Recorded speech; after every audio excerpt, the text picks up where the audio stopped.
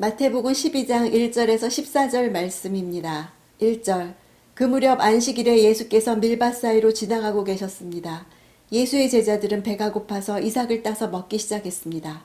안식일 논쟁은 단순히 안식일 그 자체에 대한 견해 차이에서 비롯된 것이 아닙니다. 당시 유대 종교 지도자의 형식주의와 새 율법의 제정자 대신 메시아 사이에 일어날 수밖에 없었던 필연적인 충돌이죠. 안식일을 지키기 위한 법이 39가지나 되었다고 합니다. 그 첫 번째가 안식일에 곡식을 자르지 말라입니다. 비비는 것은 탈곡이요, 자르는 것은 추수요, 손으로 부는 것은 키질로 분류했습니다. 안식일 제정의 정신을 이해하지 못하고 인위적으로 유전을 만들어서 오히려 사람들을 구속했습니다. 예수님은 바리새인들의 말에 반대하거나 제자들이 안식일을 범하지 않았음을 밝히는 데 집중하시지 않고 오히려 자신이 안식일의 성취시기 때문에 안식일 율법 자체에 얽매일 필요가 없다고 보다 근본적인 본질을 말씀하고 계십니다. 이것은 참 중요합니다.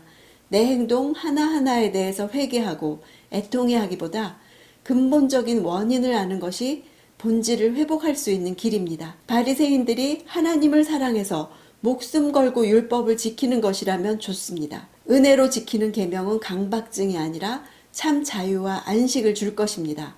문제는 율법을 지키는 열심의 밑바닥에 기복이 깔려 있다는 것이죠. 하나님이 목적이 아니라 복받는 것이 목적이 되니까 지키든 안 지키든 쉼이 없습니다. 지키면 바리새인처럼 남을 정죄하고 안 지키면 불안합니다. 복받기 위한 주일 성수가 아니라 고난 가운데 하나님에 대한 갈급함이 생기면 저절로 예배를 사모하게 되죠. 누가 지키라고 하지 않아도 내가 살기 위해서 예배당으로 달려가게 됩니다. 하나님 자체, 예배 자체가 목적이 되어서 기쁨으로 안식일을 지키게 됩니다. 나의 주일은 어떤 모습입니까? 예배 가운데 안식을 누리며 힘을 얻고 있나요? 3절. 예수께서 대답하셨습니다. 다윗과 그 일행이 굶주렸을 때 다윗이 한 일을 읽어보지 못했느냐? 예수님은 다시 읽어보지 못했느냐? 이렇게 물으시죠. 바리새인들은 성경이 말하는 것을 연구하는데 너무나 열심이어서 성경이 의미하는 바를 들을 수 없었습니다. 예수님은 과거에 율법을 어긴 한 선례에 대해서 말씀하시는 것이 아닙니다. 다윗의 경우 인간의 필요가 의식 준수보다 우선시되었죠. 예수님은 긍휼을 의식보다 앞세우십니다. 성경을 읽고 묵상하되 내가 죄인인 것을 알고 그런 나를 구원하신 하나님의 구속사 안에서 말씀을 제대로 읽어야 합니다. 지식으로 읽고 기복으로 읽으면 바리새인처럼 나를 높이고 남을 정죄하느라고 무슨 안식이 있겠습니까? 큐티한다고 스스로 만족하고 있다면 읽어보지 못했느냐 책망을 들을 것입니다. 말씀을 통해 내 죄를 깨닫고 회개하는 것이 성경을 제대로 읽는 것입니다. 나의 죄와 부족함을 생각할 때 안식일에 이삭을 잘라먹는 사람의 배고픔까지 돌아보게 되는 것이 성경 읽기의 결론이죠. 이것이 안식일의 주인이 예수님이 되는 모습입니다. 큐티의 참 의미는 율법적인 신앙생활에서 영적 원리로 돌아가자는 것이죠. 날마다 큐티하는 목적이 무엇이죠? 말씀을 통해서 하나님의 사랑을 확인하며 나를 위한 삶에서 다른 사람을 돕고 섬기는 삶으로 변화되는 것입니다. 12절. 하물며 사람이 양보다 얼마나 더 귀하냐. 그러니 안식일에 선한 일을 하는 것이 옳다. 안식일은 속박이 아니라 예배와 안식을 위한 날입니다. 제자들은 하나님의 율법을 어긴 것이 아니라 단지 바리새인들의 규례를 어겼고 그들에게는 그것이 최악이었죠.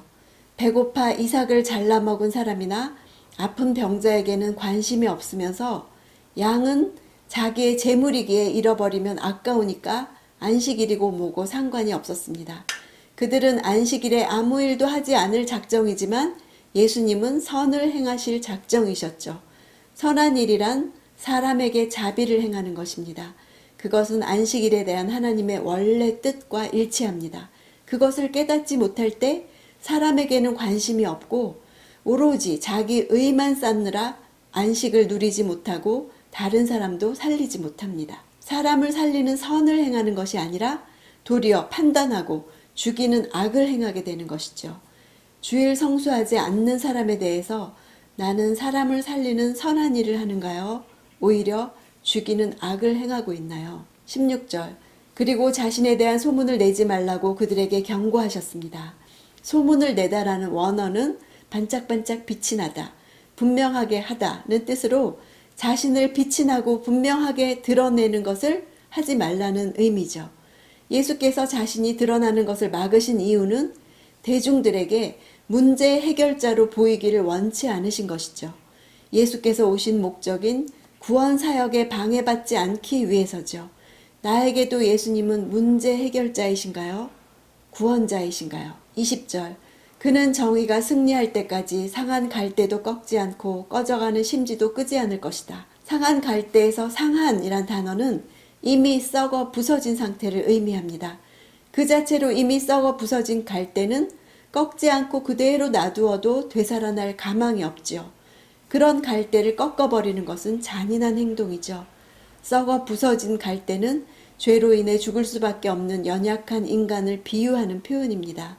예수께서 이러한 사람을 꺾지 않고 자비와 사랑을 베푸셨지요. 꺼져가는 심지는 현재 연기를 내고 있는 심지를 의미합니다. 그 심지의 불꽃이 금방 꺼져버렸다는 뜻이죠. 꺼져버린 심지는 끄지 않고 그대로 놔두어도 불꽃을 되살리지 못하죠. 따라서 이런 심지를 끄는 행위 역시 잔인한 일이죠. 이 심지 역시 썩어 부서진 갈대처럼 죄로 인해 아무런 소망 없이 절망 가운데 있는 사람을 비유합니다. 예수님은 너무도 자비로우셔서 소망 없이 절망 가운데 있는 사람들을 그대로 내버려 두지 않으시는 분이십니다. 상한 갈대를 꺾지 않으시는 이유는 우리의 사명이 하나님의 형상을 회복하는 것이기 때문입니다. 언제까지 돌봐주십니까? 정의가 무지한 사람들에게 짓밟히지 않고 영광스럽게 그 뜻을 펼칠 때까지입니다. 죄로 인해 연약하고 절망에 빠진 자들에게 베푸시는 예수 그리스도의 자비로 인해서 하나님의 정의가 그 목적을 성취할 것이며 그때까지 그리스도께서는 그러한 인생들을 보존하십니다. 오늘 내 곁에도 상한 갈대, 꺼져가는 심지와 같은 가족과 이웃이 있습니다. 도무지 자기 힘으로는 일어서지 못하고 끝없이 도와주기만 바라는 사람들이 있습니다. 내가 손을 쓰지 않으면 그대로 쓰러질 수밖에 없는 사람들이 있습니다.